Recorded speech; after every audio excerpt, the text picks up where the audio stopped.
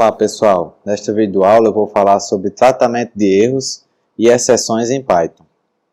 Então, na maioria dos programas, quando a gente está fazendo nossos primeiros programas, é comum que aconteçam erros de codificação e erros durante a entrada de dados.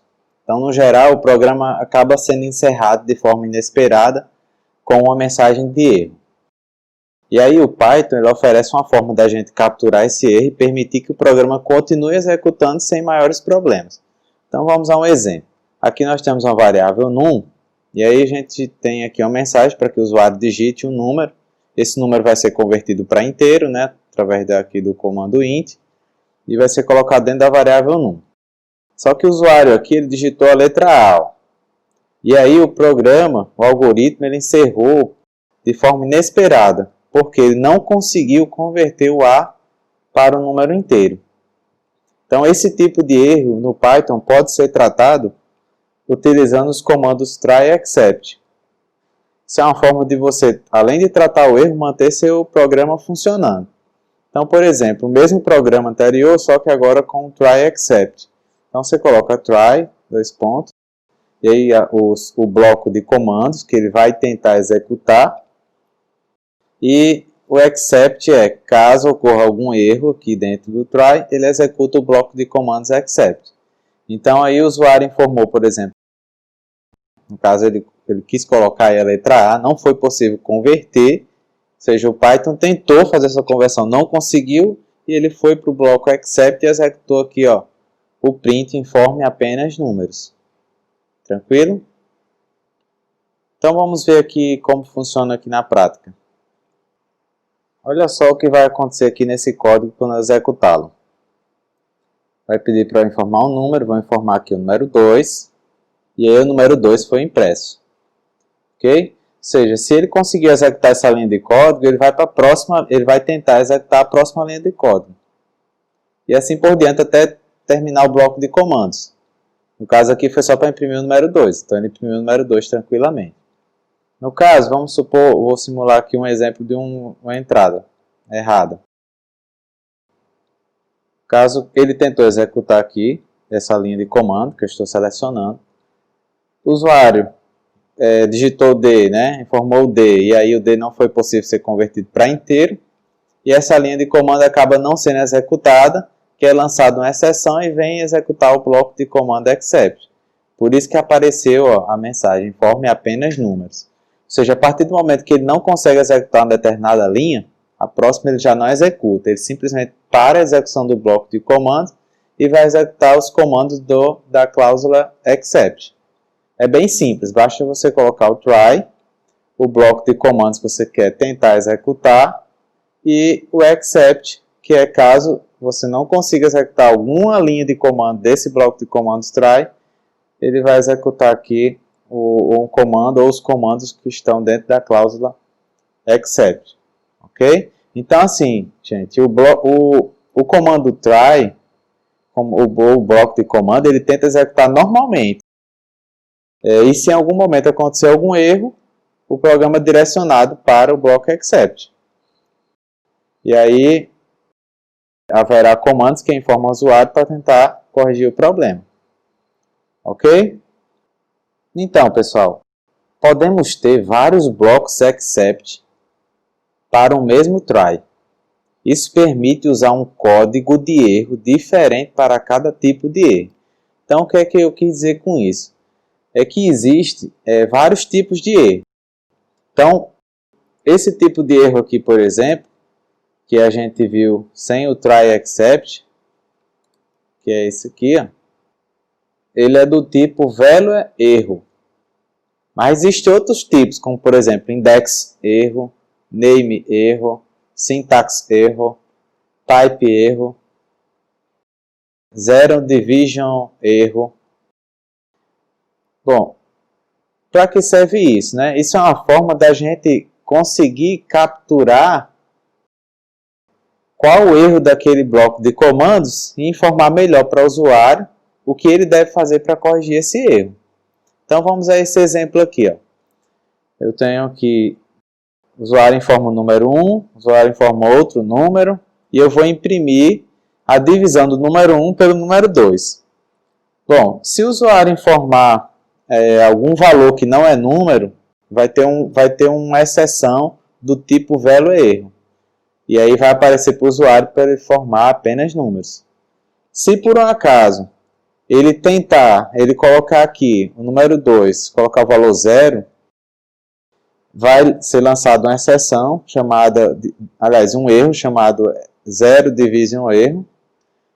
E aí vai ser exibida uma mensagem para o usuário dizendo que não é permitido dividir o número por zero. Ou seja, são para erros diferentes, né? Então, por isso que você pode usar vários blocos de except para identificar qual tipo de erro que ocorreu com o código. Então, vamos aqui ao exemplo.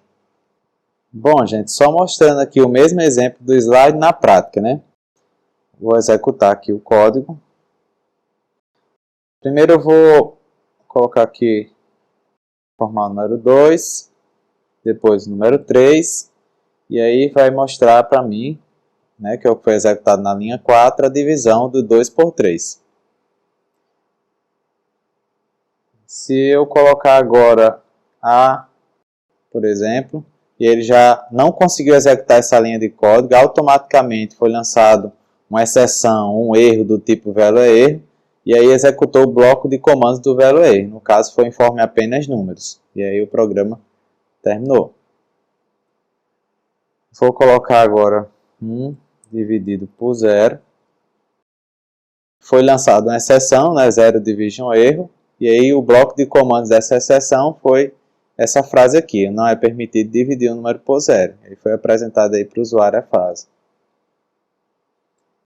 Pessoal, outra coisa que é importante, vocês podem colocar também vários tipos de erro aqui, separado por vírgula. Você deve colocar entre parênteses.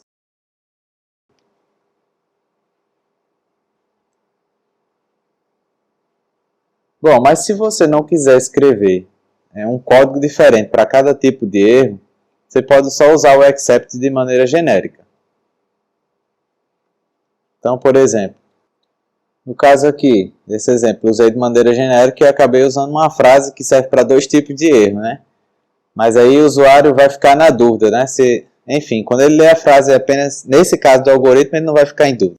Forma apenas números, então ele vai ver onde foi que ele errou.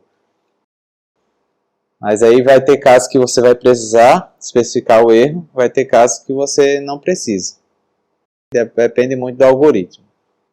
Então, pessoal, existe também um bloco chamado finally, que ele pode ser usado para garantir a execução de um determinado código após o bloco try ser concluído com sucesso, ou após a execução de um dos blocos except.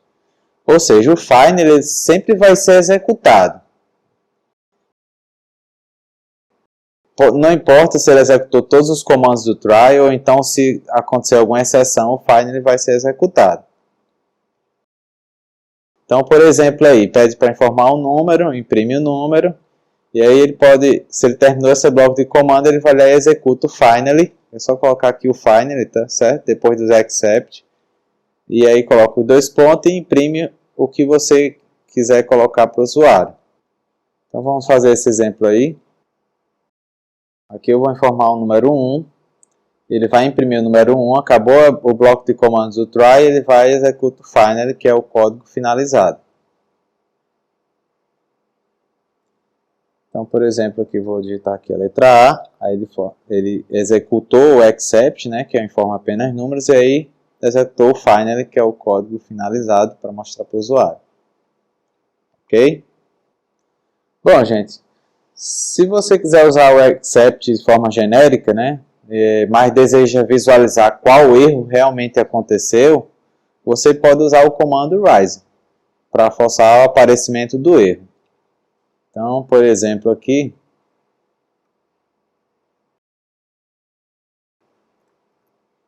rise aqui, e executar esse código. E aí, ó, ele acaba informando o erro aqui, ó. Ou seja, se não tivesse esse rise aqui, ele só ia informar o print, né? Que seria informa os números, apenas números. Mas com o rise, se você quiser visualizar o erro, pode colocar o rise e aí ele mostra o erro, visualizou o erro e imprimiu o comando, né? Os comandos que tem no accept. Ok? Sendo que o rise eu coloquei aqui dentro do accept.